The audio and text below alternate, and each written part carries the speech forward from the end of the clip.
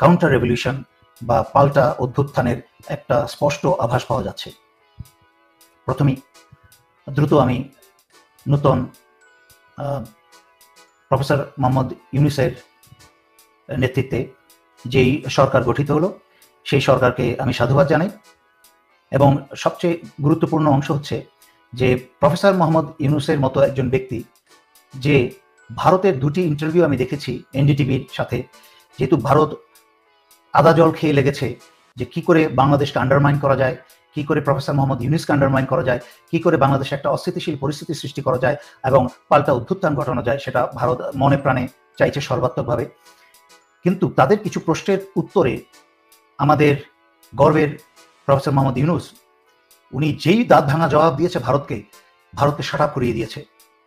উনি একটা প্রশ্নের জবাবে প্রফেসর মোহাম্মদ ইউনূস বলে বসলেন যে বাংলাদেশে যদি অশান্তি সৃষ্টি হয়, অশান্তি চালু থাকে, তার ঋণাত্মক প্রভাব, তার নেগেটিভ প্রভাব গিয়ে পড়বে সেভেন সিস্টারে এবং সামগ্রিকভাবে ভারতের উপরও। সোজাসুজি উনি বলেই দিলেন যে আমাদের সাথে ফাইজলামি করবা, আমরা কিন্তু নিশ্চিত করবো তোমার সেভেন সিস্টারও শান্তিতে থাকবে না, ভারতও শান্তিতে থাকবে না। এরকম একটা সাহসের, মাথা উঁচু করে, বুক উঁচু করে কথা বলার মতো কোনো রাজনীতিবিদ বাংলাদেশে এখনো পর্যন্ত আসেনি ভারতের বিরুদ্ধে স্পষ্ট করে হুঙ্কার দিয়ে এরকম কথা বলার। সুতরাং উনি এন্ট্রেন্সেই বা সরকারের প্রবেশ পথেই একটা এইরকম মূল্যবান সাহসী বক্তব্য দিয়ে ভারতকে কিন্তু দুর্বল করে দিয়েছে। মনে রাখতে হবে, শক্তিশালী হতে হলে পাল্টা আঘাত করতে হবে। আমরা স্বাধীনতার পর থেকে শুধু ভারতের কাছে মাথা নিচু করে থেকেছি, এখন আর মাথা নিচু করার সময় নয়, মাথা উঁচু করে দাঁড়াবার সময়। তাদের আঘাতের বিরুদ্ধে উল্টা আঘাত করতে হবে। এবং আমি এখনো অবাক হই যে কি করে এখনো পর্যন্ত স্বৈরাচারী শেখ হাসিনা পালিয়ে গেছে, বেশ কয়েকদিন হয়ে গেল, এখনো পর্যন্ত স্বৈরাচারী শেখ হাসিনা এবং ভারতের তৈরি করা 15 বছরে তৈরি করা তাদের প্রশাসন, তাদের সবকিছু রয়ে গেছে, তাদের এক্সিকিউটিভ, সমস্ত এক্সিকিউটিভ জায়গায় তাদের লোকই রয়ে গেছে। এটা কি করে সম্ভব? বুঝলাম যে সশস্ত্র বাহিনী বা সেনাপ্রধান তথা সেনাপ্রধান সব জায়গায় হাত দিতে পারবেন না। উনি হয়তো অপেক্ষা করছিলেন যে একটা বৈধভাবে অন্তর্বর্তীকালীন একটা সরকার আসুক, তাদেরকে সাথে নিয়ে যা করার করবেন। তো সেই সরকার চলে এসেছে, সরকারই আসেনি।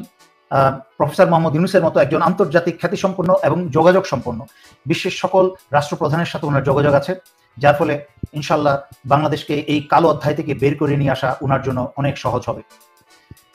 তারপর আমাকে কেউ কেউ প্রশ্ন করেছেন, এই যে ছাত্ররা সরকারে প্রবেশ করলো দুইজন, এটা কেমন দেখা যায়? আপনাদেরকে একটু ব্যাখ্যা করি। প্রথম কথা হচ্ছে যে নাহিদ এবং আসিফ কিন্তু সত্যিকার অর্থে সরকারে প্রবেশ করে নাই, সরকারের অংশ না। তারা সংগ্রামরত, আন্দোলনরত এবং যারা রক্ত দিয়েছে তাদের প্রতিনিধি হয়ে সরকারের একটা অংশের প্রতিনিধিত্ব করতে এসেছে সেই সব সংগ্রামী ছাত্রছাত্রীদের।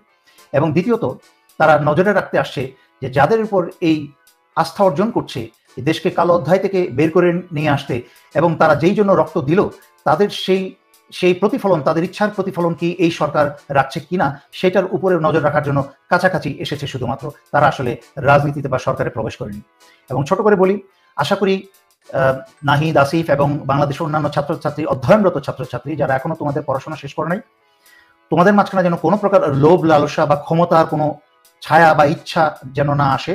তোমাদের একটাই যেন উদ্দেশ্য থাকে, এই তত্ত্বাবধায়ক সরকারকে যেই জন্য বসানো হয়েছে তারা সেই কাজগুলো সম্পন্ন করে বাংলাদেশের গভীর শিকড় থেকে আওয়ামী লীগের এবং ভারতের যেই গভীরে বিষাক্ত বিষ বপন করে গেছে সেই বিষকে উৎপাটন করে বাংলাদেশকে নিরাপদ করে এবং গণতন্ত্রে নির্বাচন দেওয়ার মতো একটা পরিবেশ যখনই সৃষ্টি হবে, সেই লাগুক 3 বছর, 4 বছর, 5 বছর, তারপরে বাংলাদেশে নির্বাচন দিতে হবে। এবং বাংলাদেশে বর্তমান প্রফেসর মোহাম্মদ ইউনূস স্যারের সরকার এসেছেন এবং আমি মাননীয় তত্ত্বাবধায়ক সরকারের প্রতি এবং মাননীয় সেনাপ্রধানের প্রতি অনুরোধ রাখবো, আপনারা দ্রুত আর 1 ঘন্টা সময় অপব্যয় না করে বাংলাদেশের সকল প্রতিষ্ঠান থেকে আপনারা গত 15 বছরে যত এক্সিকিউটিভ বসানো হয়েছে তাদেরকে সরিয়ে দিন, পুনর্গঠন করুন বাংলাদেশের প্রতিটি প্রতিষ্ঠানকে। এবং তা শুরু করতে হবে সামরিক বাহিনীর থেকে এবং সিভিল প্রশাসন থেকে, পুলিশ থেকে। তার পরবর্তীতে আস্তে আস্তে ধাপে ধাপে শিক্ষা প্রতিষ্ঠান, অর্থনৈতিক প্রতিষ্ঠান, সবকিছুর থেকে 15 বছরে যাদেরকে বসিয়ে যাওয়া হয়েছে সেই সব এক্সিকিউটিভ পাওয়ারকে অপসারণ করতে হবে। তার পরবর্তীতে যাদেরকে বিচারে আনার প্রয়োজন তাদেরকে বিচারে আনতে হবে। এই কথাটা, আমার এই কথাটা আমি কিন্তু গত কয়েকটা লাইভে বারবার করে আমি এটার উপরই প্রেস করছিলাম এবং সেইটারই প্রতিফলন আজকে দেখিয়েছেন আমাদের ব্রিগেডিয়ার জেনারেল সাখাওয়াত স্যার, ওনার একটা লাইভে এই কথাটা সারমর্মটাই উনি বলেছিলেন যে পুনর্গঠন করতে হবে। এবং তার আরেকটা উদাহরণ আপনাদেরকে দেখাই, যে যখন আমাদের তত্ত্বাবধায়ক সরকার জনগণের ইচ্ছার প্রতিফলন ঘটাতে শপথ গ্রহণ করেছেন, সেই শপথ গ্রহণ অনুষ্ঠানে কিন্তু ভারতের কোনো প্রতিনিধি বা হাইকমিশনার অংশগ্রহণ করে নাই। তার মানে আবার একই সাথে ভারত স্বৈরাচারী শেখ হাসিনাকে রাজনৈতিক আশ্রয় দিয়েছে।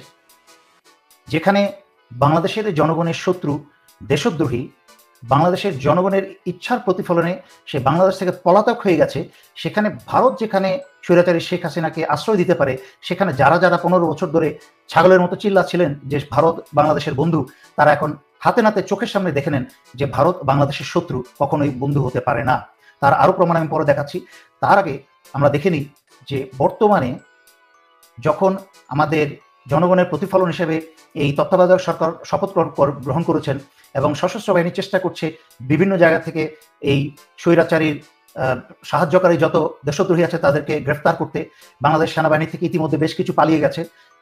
জিয়াউল হাসানকে ফিরিয়ে আনা হয়েছে, বাট এখনো পর্যন্ত জানা যায়নি তাকে গ্রেফতার করা হয়েছে কিনা। এবং জানি না কতটুকু সত্যি, আজকে কিছুক্ষণ আগে আরেকটি সংবাদ পেলাম, সেই দরবেশ বাবা সালমান এফ রহমানকে পালানোর সময় গ্রেফতার করা হয়েছে, লুঙ্গি পরিহিত অবস্থায়, দাড়ি শেভ করা, মাথায় চুল কালো রং করে পালিয়েছে। তাকে নৌবাহিনী গিয়ে তাকে হাতের পিছনে রশি দিয়ে বেঁধে তাকে গ্রেফতার করেছে। তো এখনো কিন্তু এরকম একটা অবস্থাতেও কিন্তু বাংলাদেশের সর্বোচ্চ অবস্থায় স্বৈরাচারী শেখ হাসিনা এবং ভারতের শত্রু বসে আছে। আপনাদেরকে তার একটা চিত্র দেখাই, দেখেন খেয়াল করে। স্বৈরাচারী শেখ হাসিনা যখন তাকে এই কুলাঙ্গারকে, এই চুপ্পুকে, যখন নামটা অত্যন্ত একটা মানুষের নাম হয় নাকি, চুপ্পুকে যখন বসালো, তার দেখেন কি হাসি, গদগদ হাসি। জীবনে এই চরিত্রহীন চিন্তা করে নাই যে বঙ্গভবনের মতো জায়গায় বসবে।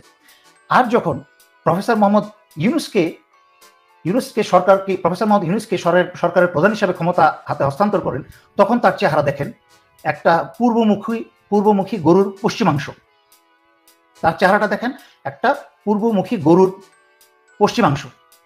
তো এই হচ্ছে তার চেহারাই বোঝা যাচ্ছে যে ভারত এবং স্বৈরাচারী শেখ হাসিনার আওয়ামী লীগের যে রিয়াকশন, সেই রিয়াকশনটা তাই মুখের মাঝখানে। সুতরাং এরকম একটা দেশদ্রোহী বদমাশ এখনো রাষ্ট্রপতি হয়ে কি করে বসে থাকে?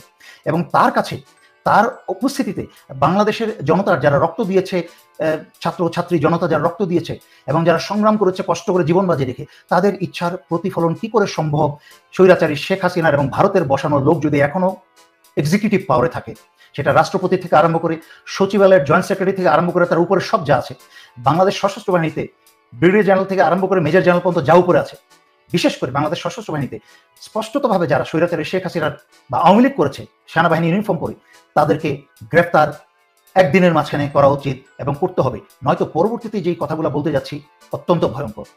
আমি স্পষ্টত বাংলাদেশে একটা পাল্টা অভ্যুত্থানের আভাস এবং কি বলে প্রকাশ্য প্রমাণ আমি দেখছি। প্রথমে খেয়াল করে দেখুন, ভারত স্বৈরাচারী শেখ হাসিনাকে রাজনৈতিক আশ্রয় দিয়েছে এবং ভারতের মিডিয়া থেকে আরম্ভ করে মোদি পর্যন্ত উন্মুক্তভাবে বাংলাদেশের বিরোধিতা করছে, যা বরাবরই তাদের কাছ থেকে আমরা দেখেছি এবং আশা করেছি শুধুমাত্র আওয়ামী শয়তান ছাড়া সবাই কেউ তাদেরকে কখনো বন্ধু মনে করে নাই। মোদি টুইটারে দিচ্ছে প্রফেসর মোহাম্মদ ইউনূসকে কেবল অভিবাদন জানাচ্ছে, একই সাথে তার কত বড় দুঃসাহস বাংলাদেশের ভিতরের আভ্যন্তরীণ বিষয় নিয়ে এসে মন্তব্য করে যে হিন্দুদের উপরে যেন অত্যাচার না হয়, কিছু নয়, বাংলাদেশে হিন্দুদের উপর অত্যাচার হচ্ছে না, যাও 2-1-4টা হয়েছে, সেটা স্বৈরাচারী শেখ হাসিনার পূর্ব পরিকল্পিত আওয়ামী সন্ত্রাসীরা করেছে।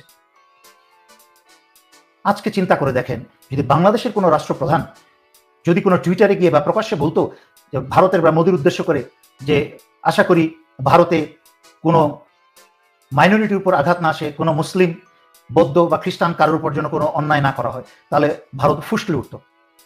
ভারত ফুসলো। সুতরাং দাদাগিরি বন্ধ করো, বাংলাদেশের সাথে আর মাস্তানি করতে এসো না।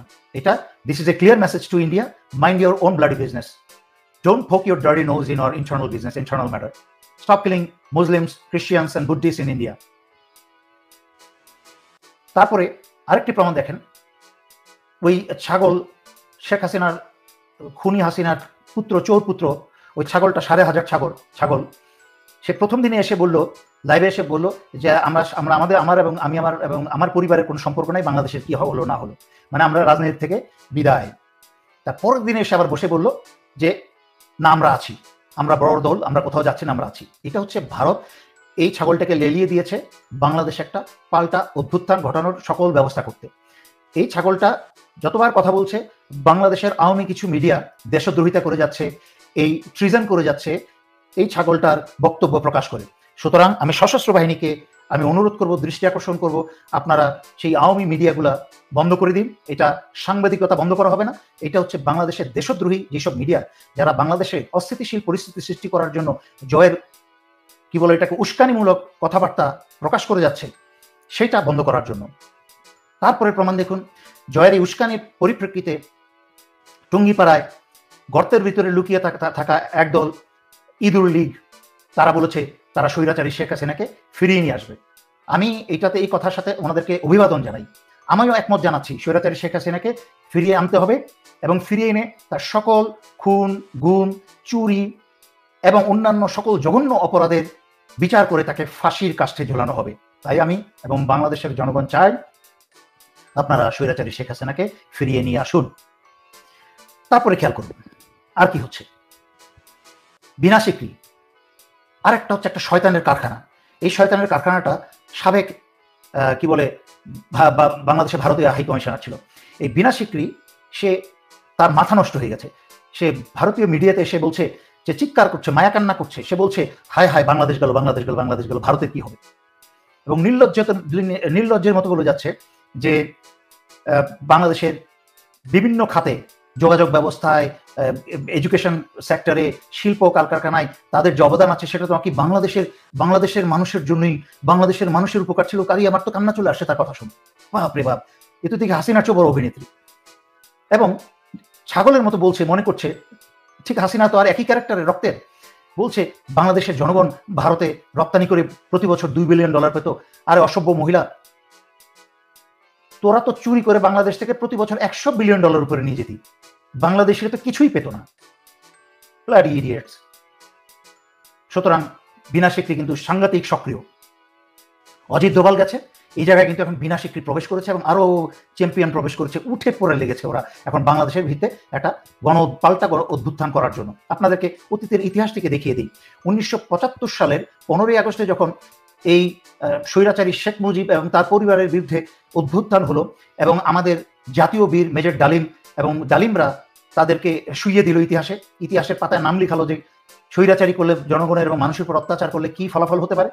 এবং এই এত বছর পরে, আচ্ছা যাই হোক, ওইটা শেষ করি, তো করার কয়েক মাস পরেই কিন্তু 3রা নভেম্বর এই ভারতের সাহায্যেই খালেদ মোশাররফ এসে পাল্টা অভ্যুত্থান করলো। কিন্তু তখন যেহেতু আমাদের সশস্ত্র বাহিনী মাত্র স্বাধীন দেশের হলেও শহীদ জিয়া রহমানের মতো এবং আরো কিছু কি বলে অত্যন্ত বুদ্ধিমান অফিসার থাকার কারণে তারা সচেতন ছিলেন যে এরকম একটা কিছু হতে পারে। তারা দ্রুত 7ই নভেম্বর শহীদ জিয়ার নেতৃত্বে সেটাকে দমিয়ে দেওয়া হয়। তাই আরেকটু উদাহরণ দিলাম যে বাংলাদেশে এহেন পরিস্থিতি মোকাবেলা করার জন্য সর্বপ্রথম বাংলাদেশের সকল প্রতিষ্ঠান থেকে স্বৈরাচারী শেখ হাসিনা এবং ভারতের বসানো এক্সিকিউটিভ সকল ব্যক্তিকে অপসারণ করতে হবে উইদিন 24 আওয়ার্স। আমাদের কিন্তু সময় নেই।